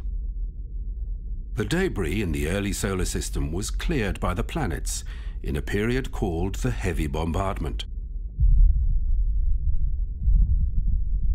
The emerging Earth was peppered with asteroids and comets, delivering water necessary for life.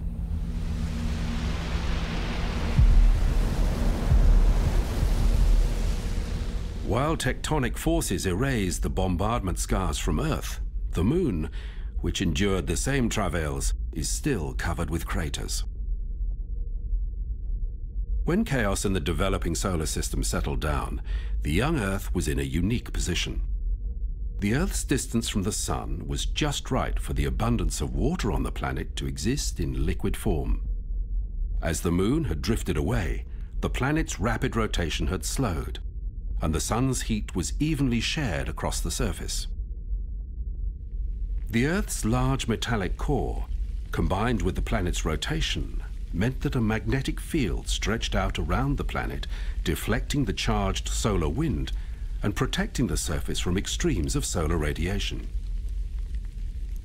In a hostile universe, the Earth was a uniquely benign environment. The geological record shows that around 2.7 billion years ago, oxygen began occurring in the atmosphere. The vast iron ore regions of Western Australia were formed as iron in the oceans reacted with the new abundance of oxygen to form iron oxide. Simple plant life was using the sunlight and carbon dioxide to live, and it produced highly reactive oxygen as a waste product. This enabled more complex life to emerge, building an intricate web of interrelated plants and animals, completely transforming the planet. The change in the atmosphere had other dramatic consequences. Oxygen stripped much of the highly insulating gases from the air, drastically cooling the Earth. A sequence of ice ages began. Though there is an abundance of evidence showing planetary glaciation punctuated by warm periods, the factors triggering these cycles are complex. Fault lines are clues to the movement of continents, leading to diversions of ocean currents. The effect of volcanic activity on the atmosphere.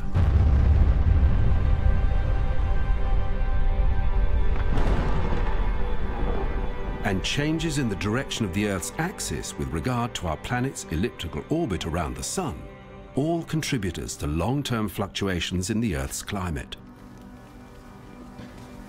Analysis of ice cores deposited in the Antarctic or Greenland is an accurate way to see how the composition of the atmosphere has changed over the previous 800,000 years. Bubbles of air caught between snowflakes before being rigidly trapped as the snow becomes ice can be accurately sampled. One thing is clear. Carbon dioxide reaches a peak of around 270 parts per million during the warm periods and drops to approximately 170 parts per million when glaciation is at its greatest. But from this data, it's hard to know if extra CO2 causes the warming or the warming leads to extra CO2.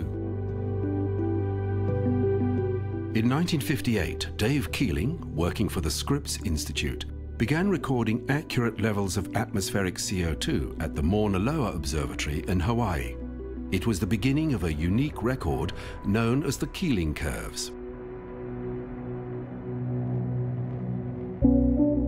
Keeling's graph revealed a seasonal variation corresponding to spring and summer in the Northern Hemisphere, where landmass and plant cover is greater. During the northern spring and into the summer, CO2 levels dropped because of the increase in photosynthesis. By the 1970s, a disturbing trend had emerged. CO2 levels were in a steady rise. At first, there was uncertainty about the implications. extra CO2 could trap more heat, leading to a warming effect, known as the greenhouse effect. But some scientists were worried that aerosol pollution could attenuate levels of sunlight reaching the planet, resulting in a cooling environment. As the decades passed, different pieces of evidence were collected. Drill cores from the ocean floor revealed that ice ages had been triggered by Milankovitch cycles, the variations between Earth's tilt and its elliptical orbit. Though these effects were minor, the correlation was obvious. If such a small nudge could alter the climate, perhaps changes in CO2 could as well. Scientists were realizing just how poorly they understood planet Earth.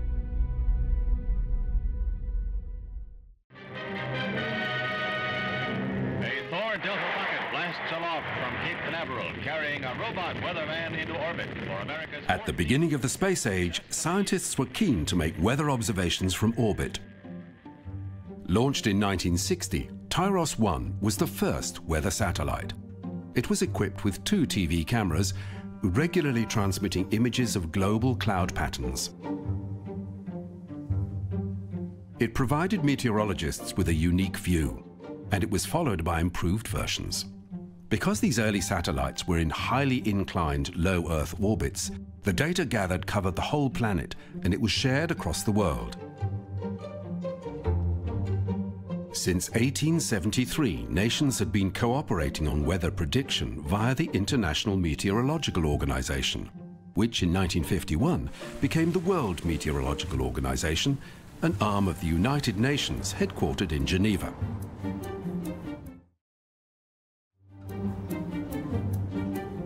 With a UN resolution calling for international cooperation in the peaceful uses of outer space, weather satellites of different nations were soon being coordinated for the benefit of all mankind. In 1964, the Nimbus program began. The series of 7 satellites included a more sophisticated set of sensors. Nimbus was a testbed for new technologies, and it gathered data about different areas. Along with cloud patterns was information about the atmosphere and sea ice.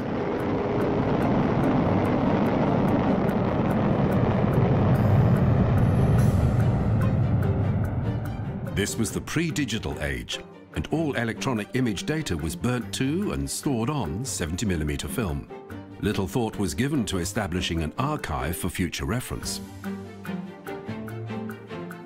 The Nimbus program was an early example of Earth observation rather than just a group of weather satellites. And meteorologists started seeing the planet as a complex and interconnected system. Today, a fleet of satellites is in operation monitoring the atmosphere, the oceans, the ice, the land, and the biosphere. It is now understood that ice, particularly sea ice, plays an important role in the Earth's climate system. Polar ice slowly flows to the coasts where it melts, providing a source of cold water that drives the ocean currents responsible for the transfer of heat from the equatorial regions to the poles. These currents also move nutrition, which is important for the survival of life. Global winds also circulate water via clouds, keeping the land moist and able to support vegetation. Plant life in both the oceans and the atmosphere removes CO2 from the air and replenishes the atmospheric oxygen. Both the ice, known as the cryosphere, and the clouds reflect a proportion of the sun's energy back out into space. The extent of the ice and cloud cover are important factors in the Earth's energy budget. As ice melts, it exposes ocean or rock, which absorbs more solar energy. Similarly, cloud cover, or the absence of it, will have an effect upon the land or sea beneath. Vegetation is also an important climate factor, as land plants pump huge amounts of water vapor into the atmosphere. But things are changing. Humanity, simply through weight of numbers, is influencing key elements of the planet's climate system. In 50 years, the Earth's human population has risen from just over 3.5 billion to 7.7 billion today. More people need more resources. And while there have been revolutions in agriculture and in technology, the Earth's reserves are not limitless. In 1979, Europe began launching spacecraft. And while the new Earth observation satellites were revealing changes, scientists were reluctant to reach conclusions about long-term trends. They understood that there was a certain amount of variability in the planet's climate cycle. And though climate science knew about the steady rise in atmospheric CO2 revealed by the Keeling curve, researchers were looking for additional, solid evidence that change caused by human activity was happening. Since 1913, spectroscopy had revealed that a layer of ozone in the stratosphere blocked harmful UV sunlight from reaching the ground. In 1974, Mario Molina, a postdoctoral fellow working on hot atom chemistry, published a paper suggesting that the family of industrial chemicals known as chlorofluorocarbons, or CFCs, could damage the ozone layer. In the 1980s, meteorologists working in Antarctica found the evidence. The polar vortex above the southern continent concentrates the CFCs in the stratosphere. Mother-of-pearl clouds in the polar skies contain ice crystals which, in combination with ultraviolet, split chlorine from the CFC molecule. Each chlorine atom can break down over 100,000 ozone molecules. A large area centered over Antarctica showed almost no ozone. It became known as the hole in the ozone layer. The United Nations began talks aimed at limiting the production of CFCs, and in 1989, an international treaty, known as the Montreal Protocol, capped the production of CFCs and ultimately resulted in a 10-year phase-out of CFC production. All countries signed the agreement, and the Montreal Protocol is seen as a model of international cooperation.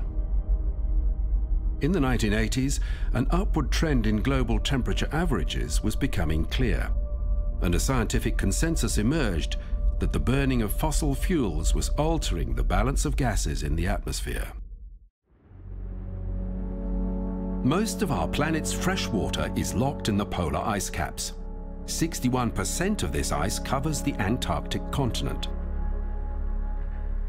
In the north, Greenland is also covered by an ice sheet. There is no landmass at the North Pole, but a large area of sea ice grows and shrinks with the seasons. Seasonal sea ice also fringes Greenland and Antarctica. Ice shelves are a third manifestation of polar ice. These are thick layers of ice that extend into the ocean from the mouths of glaciers. Periodically, icebergs will break away from these regions. These areas are important to the circulation of global winds and ocean currents. And since 2002, NASA has tracked the prevalence of water in general and ice in particular via the GRACE satellites, which were recently replaced by a similar pair of GRACE follow-on satellites. The two follow the same orbit, and minute changes in the Earth's gravitational field will cause them to change speed, with a variation in the distance between them. This data is accurately measured, allowing researchers to record changes due to variations in groundwater or in ice thickness. During the life of the first GRACE mission, Greenland lost 285 gigatons of ice per year. On average, Antarctica lost 137 gigatons per year. From 2005 to 2016, sea levels rose by 3.7 centimeters due to melting ice sheets and to expansion of seawater. Sea levels have been monitored from space since 1992, initially with the TOPEX Poseidon satellite, and more recently with the JASON series of satellites. Jason 3 uses a precision radar altimeter to measure regional and global variation in sea levels. In the 20 years to 2014, the average rise was 6 centimeters, but the increase is not uniform. The red areas show the greatest rise, with white representing no change, and blue signifying a decrease. The unevenness of the sea surface is due to a complex interaction between ocean currents, the Earth's spin, and the topography of the ocean floor. All these factors must be accounted for to arrive at a baseline against which to measure changes. These blue areas in the Atlantic show a shift in the Gulf Stream.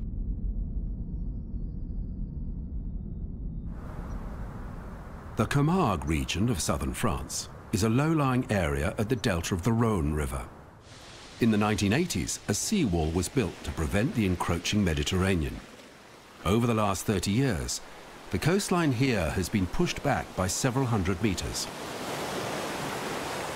Scientists are convinced that a warming global climate is responsible, and that our reliance on the burning of fossil fuels has led to an excess of carbon dioxide in the atmosphere, which traps heat. 93% of this heat has been taken up by the oceans. Data from the Argo network of ocean buoys shows an average warming of 0.9 of a degree Celsius since the 1950s. While this may not sound like much, meteorologists understand how sea surface temperatures drive hurricanes and cyclones, and early predictions of storms of greater magnitude are being realized. Long-standing weather records are being broken and broken again. In 2017, NASA, NOAA and the UK Met Office all agreed that 2016 had been the hottest year on record. Globally, 16 of the 17 hottest years have all occurred since the year 2000. Both NASA and ESA have been monitoring the distribution and concentrations of CO2 in the atmosphere since 1992. This visualization from data collected in 2006 shows the yearly fluctuations of carbon dioxide and carbon monoxide. While most CO2 emanates from the populous northern hemisphere, seasonal fires in Africa, Australia and South America generate much of the carbon monoxide. Prolonged droughts and more severe forest fires are another aspect accompanying increased levels of atmospheric CO2 that are currently unfolding. Such events inject a huge pulse of greenhouse gases into the atmosphere, magnifying the problem. The European Space Agency's Copernicus program, with its Sentinel Earth observation satellites, has committed to making information about the changing climate freely available to policymakers, businesses, and research institutions. Josef Aschbacher is ESA's Director of Earth Observation Programs. What you see here on this graph is the CO2 concentrations of the atmosphere over the last 800,000 years. And you see that these values are going up and down in different phases. You see on the blue lines here are indicating ice ages, and the orange lines here are indicating periods between ice ages or periods where it's much warmer. But you also see that over the last 800,000 years, the value was always below 300 parts per million, and suddenly, since the last century, it goes up very steep towards 400 parts per million or even beyond. Distinguished delegates, the recent climate summit, COP25, held in Madrid, made little progress toward an international agreement to cut greenhouse gas emissions. While some businesses and economies will have to adjust, that task only gets more difficult as time passes, and far greater adjustments will be forced upon everyone. The Earth is the only place we know that harbors life, but the stability that has enabled this web of life is fragile. Plants and animals interact for mutual benefit. Our benign environment results from the complex and varied creatures with which we share the planet. It's important that we look after our home.